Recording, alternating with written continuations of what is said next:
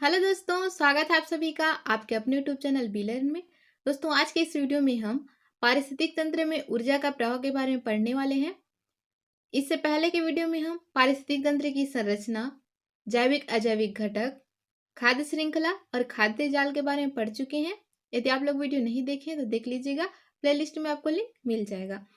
दोस्तों, यदि आप लोगों ने हमारे चैनल को सब्सक्राइब नहीं किया है तो चैनल को कर लीजिए सब्सक्राइब, और वीडियो देखने के बाद पसंद आता है तो वीडियो कीजिएगा लाइक। आइए दोस्तों, स्टार्ट करते हैं आज की क्लास। आज हम पढ़ने वाले हैं पारिस्थितिक तंत्र में ऊर्जा का प्रवाह, energy flow in an ecosystem. किसी पारिस्थितिक तंत्र में ऊर्जा स्रोत से ग्रहण की गई ऊर्जा, ऊर्जा स्रोत मीन जैसे कि सूर्य, ऊर्जा का उत्पादकों से विभिन्न उपभोक्ताओं तथा अपघटकों की ओर क्रमशः स्थानांतरित होने की प्रक्रिया को ऊर्जा का प्रवाह कहते हैं। मीन्स जब सूर्य की ऊर्जा, जो सूर्य की विकिरण होती है, वह प्रोड्यूसर उत्पादक, फिर उत्पादक से प्राइमरी कंज्यूमर प्राथमिक उपभोक्ता, उसके बाद सेकेंडरी कंज्यूमर, टर्सरी कंज्यूमर, फिर अपघटक डिकम्पोजर तक ऊर्जा के प्रवाह पथ को ही ऊर्जा का प्रवाह कहा जाता है। आज हम उसी के बारे में पढ़ने वाले हैं। दोस्तों, जो सूर्य से ऊर्जा मिलती है वह 100% पौधे तक पहुंचती है। पौधे जो होते हैं, हरे पेड़ पौधे, घास इत्यादि क्या होते हैं? उत्पादक होते हैं, प्रोड्यूसर होते हैं, क्योंकि अपना भोजन स्वयं बनाते हैं। इन्हें मिलती है 100% ऊर्जा। जब सूर्य की विकिरण ऊर्जा पौधे तक पहुंचती है तो कुछ ऊर्जा क्या होती है? रिफ्लेक्ट होकर, जो बीच में कण आ जाते हैं उनसे टकराती है और रिफ्लेक्ट होकर पुनः वापस लौट जाती है। कुछ जो एनर्जी होती है वह जब प्रकाश संश्लेषण की क्रिया होती है, पौधे में फोटोसिंथेसिस होता है, तब कुछ ऊर्जा खर्च हो जाती है। इस प्रकार 100% में से 10% एनर्जी ही प्राइमरी कंज्यूमर तक पहुंच पाता है।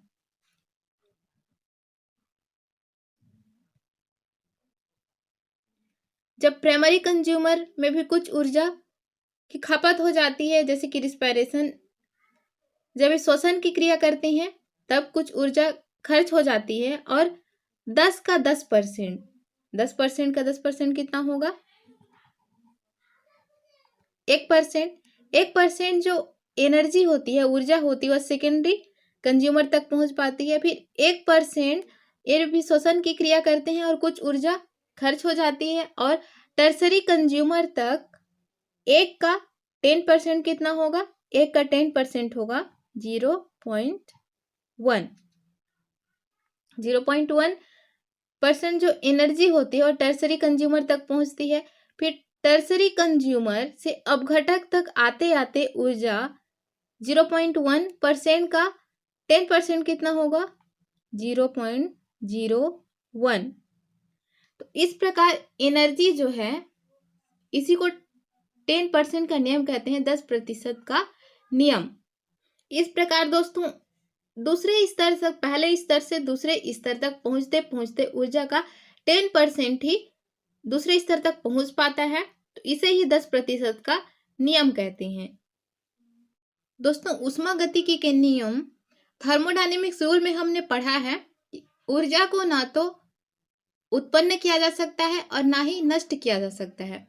ऊर्जा को ओनली किसी माध्यम के द्वारा एक रूप से दूसरे रूप में परिवर्तित किया जाता है। जब इन जीवों की मृत्यु हो जाती है, एक निश्चित एज के बाद सभी जीवों की मृत्यु हो जाती है। जब ये जीव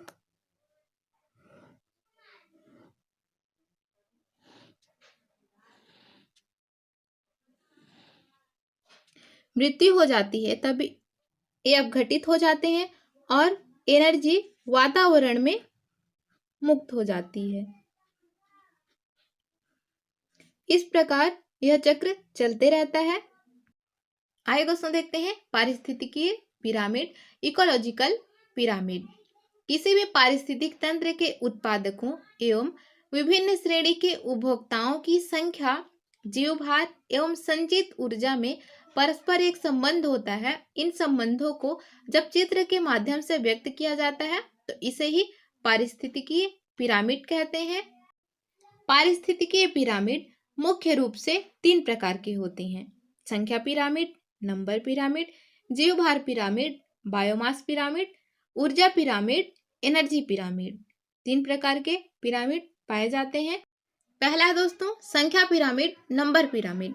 यह उत्पादक एवं विभिन्न उपभोक्ताओं की संख्या को दर्शाता है।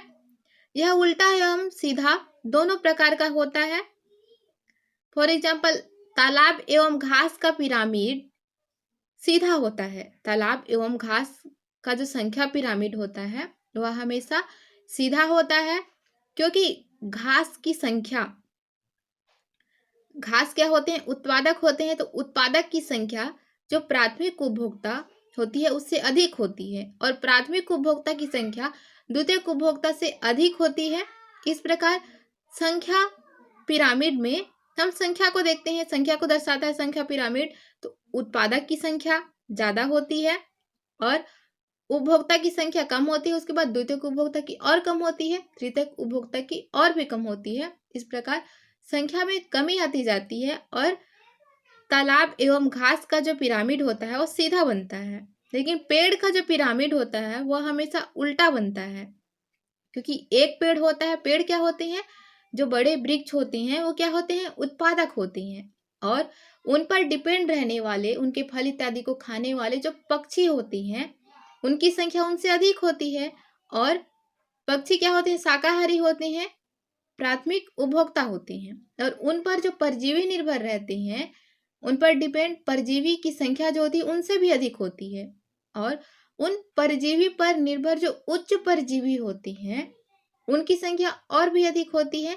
इसी कारण पेड़ का पिरामिड हमेशा उल्टा बनता है। दूसरा है दोस्तों जीवभार, बायोमास पिरामिड। इसमें सभी पोषण स्तरों के जीवों का सकल भार व्यक्त किया जाता है। बायोमास पिरामिड जो होता है वह भी उल्टा एवं सीधा दोनों प्रकार का होता है। जैसे कि वन के पारितंत्र को हम यदि देखें, स्थलीय पारितंत्र को देखें, तो वृक्ष जो होते हैं उनका भार, उनका वजन बहुत ज्यादा होता है। फॉर एग्जाम्पल मान लेते हैं उन्हें 1000 kg। उसके बाद जो शाकाहारी जीव होते हैं, प्राथमिक उपभोक्ता होते हैं, उनके भार को 100 kg माना गया है।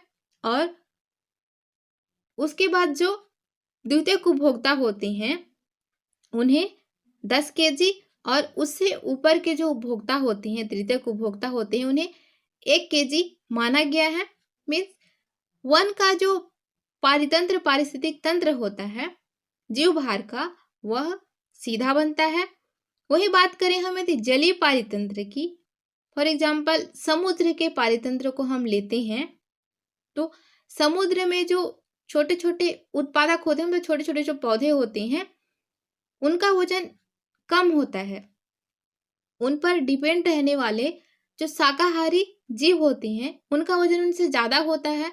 उसके बाद जो मांसाहारी जीव होते हैं, फॉर एग्जाम्पल ब्लू व्हेल, जो बड़ी बड़ी मछलियां होती हैं, ऑक्टोपस होते हैं, बहुत बड़े बड़े जीव होते हैं समुद्र में जो मांसाहारी जीव होते हैं, वे, तो उनका वजन काफी ज्यादा होता है उत्पादक की तुलना में।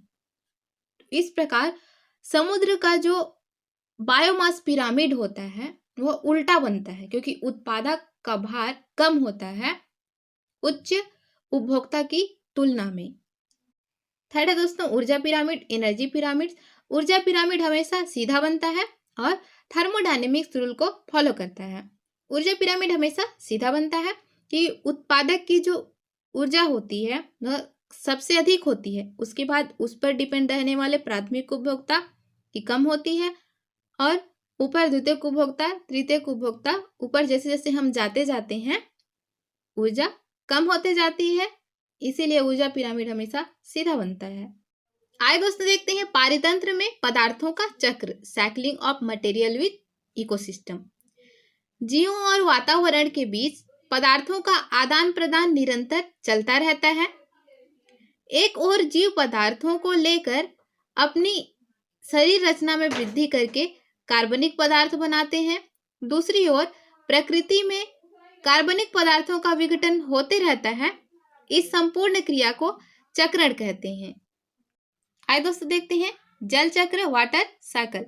जब बरसात होती है तो वर्षा का पानी समुद्र में एकत्रित होता है, तालाब में एकत्रित होता है और कुछ जल भूमि के अंदर भूमिगत जल कहलाते हैं। समुद्र का जो जल होता है वह लवणीय होता है, लवण युक्त होता है। इनका वाष्पन होता है और ये पुनः वायुमंडल में पहुंच जाती है जल वाष्प के रूप में। भूमिगत जल का उपयोग पौधे प्रकाश संश्लेषण की क्रिया के दौरान करते हैं और वाष्पोत्सर्जन द्वारा जल वाष्प वायुमंडल में पहुंच जाती है। उसी प्रकार तालाब से भी तालाब के पानी का वाष्पन होता है और जल वाष्प वायुमंडल में पहुंच जाते हैं। वायुमंडल में जल वाष्प बादल का रूप ले लेती है और फिर से वर्षा होती है और वर्षा का जल समुद्र में, तालाब में एकत्रित हो जाता है। इसी प्रकार यह प्रक्रिया जो है कंटिन्यू चलती रहती है। इसी को जल चक्र कहते हैं। नेक्स्ट देखते हैं दोस्तों CO2 चक्र, कार्बन डाइऑक्साइड साइकिल। पौधे सूर्य से प्राप्त सौर ऊर्जा और वातावरण से कार्बन डाइऑक्साइड का उपयोग कर प्रकाश संश्लेषण की क्रिया करते हैं। फोटोसिंथेसिस क्रिया के द्वारा वे ऑक्सीजन रिलीज करते हैं, ऑक्सीजन मुक्त करते हैं, जिसका उपयोग एनिमल जो हम जीव जंतु होते हैं वे श्वसन की क्रिया में उपयोग करते हैं। और हम श्वसन की क्रिया के दौरान कार्बन डाइऑक्साइड मुक्त करते हैं। फैक्ट्रीज होते हैं, फैक्ट्रियों से भी कार्बन डाइऑक्साइड गैस रिलीज होती है, वे भी कार्बन डाइऑक्साइड गैस मुक्त करते हैं। फैक्ट्रियों के धुओं, जो फैक्ट्रियां वगैरह में धुएं होती हैं उनमें कार्बन डाइऑक्साइड गैस होता है। जब जीवों की मृत्यु हो जाती है तब उनका अपघटन हो जाता है और अपघटन के फलस्वरूप कुछ कार्बनिक पदार्थ मुक्त होते हैं जो कि मिट्टी में मिल जाते हैं और इस कार्बन युक्त पदार्थों का जड़ों द्वारा अवशोषण होता है और वह पौधे को प्राप्त होता है। जड़ जल और खनिज लवण का अवशोषण करते हैं। इस प्रकार पौधे तक जो कार्बन युक्त पदार्थ होते हैं वे जड़ों के माध्यम से पौधे को पुनः प्राप्त हो जाते हैं और पौधे सौर ऊर्जा और कार्बन डाइऑक्साइड की सहायता से प्रकाश संश्लेषण की क्रिया करते हैं और ऑक्सीजन रिलीज करते हैं और उस ऑक्सीजन का उपयोग जीव जंतु श्वसन की क्रिया के दौरान करते हैं। इस प्रकार यह प्रक्रिया चलते रहती है और इसे ही CO2 चक्र कहते हैं। दोस्तों इसी प्रकार ऑक्सीजन साइकिल भी पूरी होती है। प्रकाश संश्लेषण की क्रिया के दौरान पेड़ पौधे ऑक्सीजन मुक्त करते हैं, जिसका उपयोग जीव जंतु श्वसन की क्रिया के दौरान ऑक्सीजन लेते हैं और कार्बन डाइऑक्साइड मुक्त करते हैं और वातावरण में उपस्थित कार्बन डाइऑक्साइड का उपयोग पौधे प्रकाश संश्लेषण की क्रिया के दौरान करते हैं और ऑक्सीजन मुक्त करते हैं। इस प्रकार यह प्रक्रिया चलती रहती है और ऑक्सीजन साइकिल पूरी होती है। दोस्तों बात करते हैं नाइट्रोजन चक्र की। नाइट्रोजन वातावरण में 78% पाया जाता है, लेकिन इसका उपयोग हम सीधे नहीं कर सकते हैं। वायुमंडल में 78% स्वतंत्र नाइट्रोजन होता है। यह नाइट्रोजन भिन्न तरीकों से मृदा नाइट्रेटों में बदलती रहती है। हरे पौधे भूमि में नाइट्रेट लेते हैं और इन्हें प्रोटीन इत्यादि में बदल देते हैं। हम जब दाल इत्यादि का सेवन करते हैं तब हमें प्रोटीन मिलता है और उपापचय क्रिया के द्वारा कुछ नाइट्रोजन युक्त उत्सर्जी पदार्थ का निर्माण होता है और इन्हें हम मुक्त कर देते हैं उत्सर्जी अंगों के द्वारा। उसी प्रकार पौधे व जंतुओं के मृत अवशेषों पर पहले अमोनियाकारी जीवाणु, बाद में नाइट्रिक कारक जीवाणु आक्रमण करते हैं और ये अंत में नाइट्रेटों में परिवर्तित हो जाते हैं। इन नाइट्रेटों को पौधे पुनः अवशोषित कर लेते हैं या विनाइट्रिक कारक जीवाणु अपचयन द्वारा इन्हें स्वतंत्र नाइट्रोजन में बदल देते हैं।